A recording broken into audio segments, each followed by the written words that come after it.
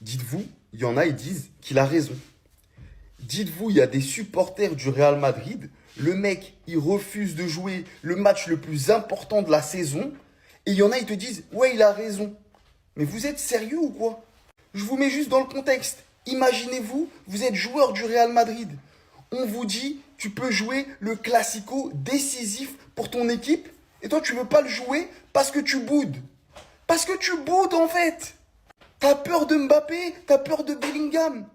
Mais c'est de la concu, mon gars. Il y a de la concu dans tous les clubs. Tu vas aller à City, il y aura de la concu. Tu vas aller à Arsenal, il y aura de la concu. C'est comme ça, c'est les clubs. Si t'as peur, tu vas te faire bouffer. En fait, moi, je peux comprendre que tu sois frustré, etc. On te calcule pas. Mais reste professionnel. Tout ce que je te demande, c'est de rester professionnel. Surtout quand on affiche des stats pareils. 30 matchs, 6 buts, 5 assists. Je suis désolé. On t'a défendu, on t'a aimé. Mais tu peux pas nous faire ça. Un classico décisif, tu veux pas le jouer parce que t'as peur d'Mbappé et Bellingham. Voilà, c'est ridicule. De toute façon, tout ce qui se passe au Real, c'est à cause de Pérez. Ça sert à rien de lancer des pierres sur Rodrigo. T'as fait une vieille saison, Bartoa. Ça sert à rien de dire, ouais, Carlos, c'est la fin. Tout ce qui se passe, c'est à cause de Pérez. Pérez, omnubilé par Kylian, qui pour lui était le meilleur joueur du monde, et c'était pas normal que le meilleur joueur du monde ne joue pas dans le meilleur club du monde. Les seules conséquences de cet ego, ça a été un déséquilibre offensif que tout le monde du football a vu et qui a reflété le jeu du Real sur cette saison. Pas de Copa del Rey, pas de Supercoupe, pas de Liga. Ligue des Champions, c'était désastreux. Tout le monde a rigolé jusqu'à ce que même Lille aille les battre. Suite à ça, ça veut dire Carlo. Parce que au Real, dès qu'il y a un problème, il faut un coupable et rapidement. Ça veut dire Carlo. Rodrigo, il a été dans l'ombre alors qu'il méritait pas d'être dans l'ombre. Et maintenant, ça veut dire à Rodrigo de se barrer. Mais les gars, si Pérez, il te ramenait pas Kylian, il allait te chercher Kane quand Kane, il voulait foutre le camp de Tottenham.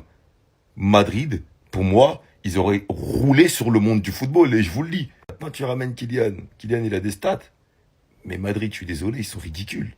C'était soit tu vires Vini et tu mets Kylian à son poste parce que tu penses qu'il peut faire mieux, mais tu peux pas avoir une attaque avec Rodrigo qui de base joue à gauche, Vini qui joue à gauche, Kylian qui joue à gauche. Tu te fais une attaque avec ces trois mecs et tu penses que ça va dérouler, que le collectif ça va passer. Mais cette saison, ils ont été ridicules.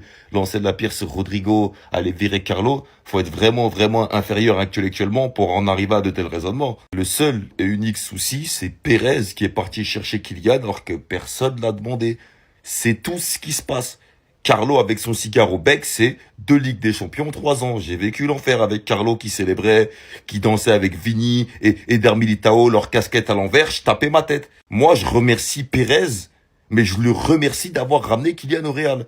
Pas parce que Kylian, c'est un vieux joueur. Non, c'est parce que soit tu virais Vini et tu ramenais Kylian, soit tu laissais Kylian où il était, t'allais chercher Harry Kane. Merci Pérez. Et Xabi Alonso et Trent Alexander-Arnold, ils vont rien changer. Retenez bien ça. L'année prochaine, même avec Xabi Alonso, si c'est encore Rodrigo, Kylian, Vini, Bellingham, croyez-moi, ils vont prendre bouillon, ils vont rien faire. Mais croyez-moi, rien. Mais Xabi Alonso, il va faire 1 an, 2 ans, ça va pas marcher. Des gars, ça va ramener quelqu'un. Les gars, il y a un truc à changer. Il y en a un des trois, faut il se barre. Vous êtes prêts? Rodrigo ne veut plus jouer au Real Madrid. Nous non plus, on ne veut plus. Ça fait 10 jours que je vous fais des vidéos pour vous expliquer qui veut Veski. Et vous croyez parce qu'il a de la morve dans le lit. Il pense que après Vigo, c'était le classico. Et comme il sait pas mentir, il a voulu nous refaire le coup. Créer la fièvre, ça fait 10 jours qu'elle dure. T'es mécontent de la manière dont t'es considéré. Tu comprends vraiment pas pourquoi t'es derrière Kylian Mbappé et Vinicius Junior. Le football, ça va vite. Y a pas état d'esprit. T'as mis 2 buts en 2022, en 2025, t'as fait quoi? En 2024, t'as fait quoi? En 2023, t'as fait quoi? Et tu te permets de demander une augmentation, Rodrigo? Tu veux vraiment que j'achète tous les screens que j'ai dans ma galerie? Tu veux qu'on t'augmente pourquoi? Rodrigo, tu penses vraiment être devant Kylian Mbappé ou Vinicius Junior? Tu veux nous bouder? Mais c'est nous, on te boude. Double confrontation par Arsenal. 0 but, 0 passe D, 0 tir cadré, 0 dribble. Rajoutez même 0 passe, j'y crois. Un mec gentil, t'es un mec talentueux, tu fais pas d'histoire dans le vestiaire. Mais il suffit pas que ça. Hein? La finalité des choses, c'est performe. Performe soit régulier. Non, on a un appétit, hein. On est là, hein. Ouais, on oublie le R1, c'est toi qui nous as oubliés. T'es fou ou quoi? Continue à parler de 2022. Continue à dire qu'on est des ingres. Merci en mode, vous voulez que quoi? Merci, on est reconnaissant en mode, il a contribué à oui, exceptionnel, magnifiquement en 2025. Hein? 2023, 2024, il y a 3 ans depuis, il a fait quoi depuis ce temps? Ce qui m'agace avec lui, c'est qu'il pense qu'il est... Mais en fait, on a compris que t'es talentueux. Mais toi, au Real Madrid, en tant qu'ailier droit, tu n'en fais pas assez. Demande à Gareth Bale. Bale, il va se fâcher s'il te voit. Hein. S'il te voit jouer, il va se fâcher. Depuis 2022, moi, je vais vous dire, son prime, ça a été les 1 mois qu'il a remplacé Vinicius à gauche, là, quand il était blessé la saison dernière. C'est à droite qui te plaît pas, hein? Eh ben, va à gauche. Va à gauche, tu seras le remplaçant officiel de Vinicius Junior. Tu vas rentrer à la 85e. Et tu peux bouder très longtemps parce que malheureusement, Vinicius est brésilien. Comme toi. En sélection, ça va se passer comment? Va, même au Barça, on va rien te dire. T'as la mentalité pleureuse, va. Où tu veux, va t'exprimer, va exprimer ton talent, mais kill. Petit, viens là. Viens là, mon gars. Manu, Duro pra você, que si você vier pra Liverpool, você vai ser o cara mais feliz do mundo. Ouais, les gars, je me suis mis à parler brésilien parce que je veux qu'ils voient cette vidéo. Rodrigo, tu sais très bien, l'endroit où lequel tu as besoin d'être, c'est à Liverpool. Tous les joueurs ont besoin d'être à Liverpool pour apaiser leur cœur. Aujourd'hui, on a appris Rodrigo à quitter l'entraînement après avoir parlé à Ancelotti. Le Brésilien ne veut plus jouer pour le Real Madrid. Il a même refusé, d'après certaines sources, de jouer le Classico contre le Barça. Donc c'est une grosse bombe qui vient de tomber aux côtés du Real Madrid. Beaucoup de supporters sont actuellement en train de lui tomber dessus, de l'insulter. Moi j'ai de l'empathie, je comprends. Et moi je le prendrai à Liverpool. Je le prendrai parce que déjà Chiesa il va partir. Quand tu vois que le criminel d'Arne Slot ne le fait même pas jouer, il a même pas convoqué le dernier match face à Arsenal, même pas convoqué, peut-être qu'on est en district, je sais pas. Donc Chiesa qui part, Nunez il partira en Arabie Saoudite, ça c'est sûr et certain. Ça fait déjà 2 offensives de moins pour Liverpool. Donc Rodrigo je le prendrai plus pour compenser l'aile droite de Salah. À gauche, on a Diaz et Gakpo, ou alors tu mets Rodrigo en numéro 9. Je sais pas. En tout cas, moi je le prendrais bien à Liverpool, mais je sais que Pep Guardiola, il est vraiment amoureux de ce joueur, et je pense qu'il ira à Manchester City. Vous allez voir, il va venir à City. Guardiola, ce bâtard, il va poser un chèque de 90 millions. Vous allez voir.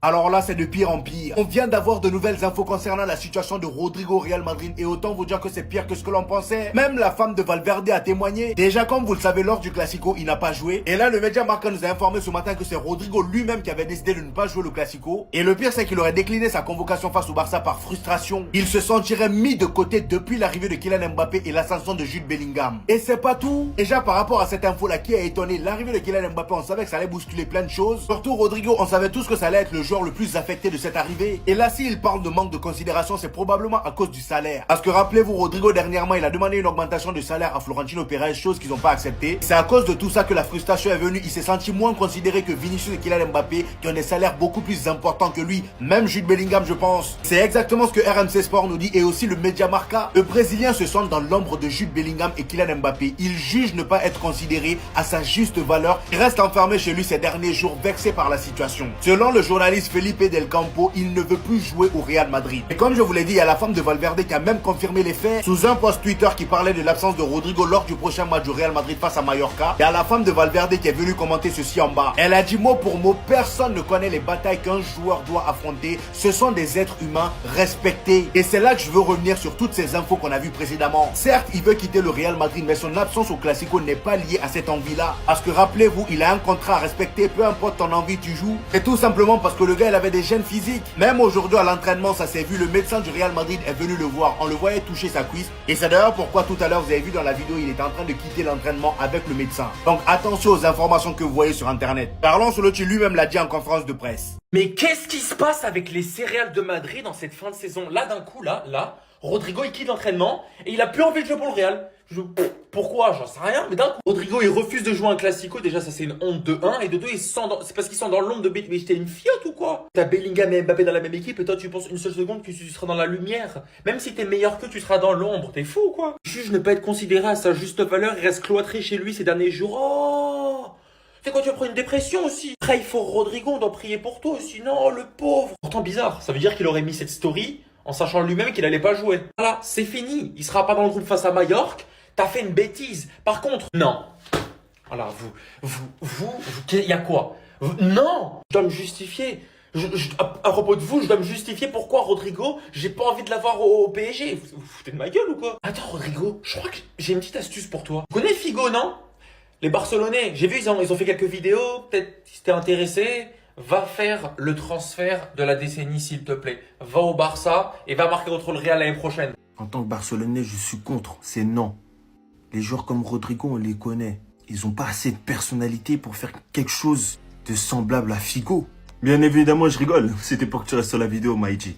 Mais je suis là pour vous rappeler qu'il y a plusieurs sources qui se sont accordées à dire le 23 janvier 2022 que le Real Madrid et le FC Barcelone ont conclu un accord de non-agression. Bien que cet accord il soit oral, il est acté depuis 2022. Les deux présidents qu'on connaît bien maintenant ont conclu cet accord après que le Real Madrid ait chopé un ancien capitaine de la Masia qui s'appelle Jaume Jardi. Et que le Real Madrid revenait avec insistance pour un certain Ronald Araujo. Et quand j'y repense, ils auraient dû le prendre. Hein? Ronald Araujo au Real Madrid en 2023. Hein? Vas-y, à cette époque-là, il est encore un peu bon. Bref, les gars, tout ça pour dire que je pense pas que Rodrigo il a les couilles de quitter le Real Madrid pour aller au Barça directement. Je pense pas que Laporta il a les couilles d'aller à l'encontre de Florentino. Et voilà, je tenais à le rappeler. Dites-moi ce que vous en pensez de tout ça. On s'attrape, c'était Césarinho. Arsenal est très intéressé à l'idée de recruter Rodrigo. C'est le club qui montre le plus d'intérêt à l'heure actuelle. Mais attendez, doucement. Je m'emballe pas pour rien. Rodrigo has liked a post on Instagram connecting him to Arsenal following recent rumors circulating. Hey les gars, là quand j'utilise mon anglais là, mon anglais du Ghana, pour ceux qui sont pas bilingues, pour ceux qui maîtrisent pas trop l'anglais, il a liké un post, voilà, qui le mettait avec le maillot d'Arsenal. Martinelli, je te renvoie Sao Paulo sur mon dos. Je te porte sur mon dos, tu pars. Rodrigo, les gars, son côté. En plus, ça tombe sous le sens. Me dites pas, ouais, ça se fait pas, Martinelli, tout ce qu'il a fait pour... Eh, les gars, on a besoin de joueurs de classe mondiale pour remporter quelque chose.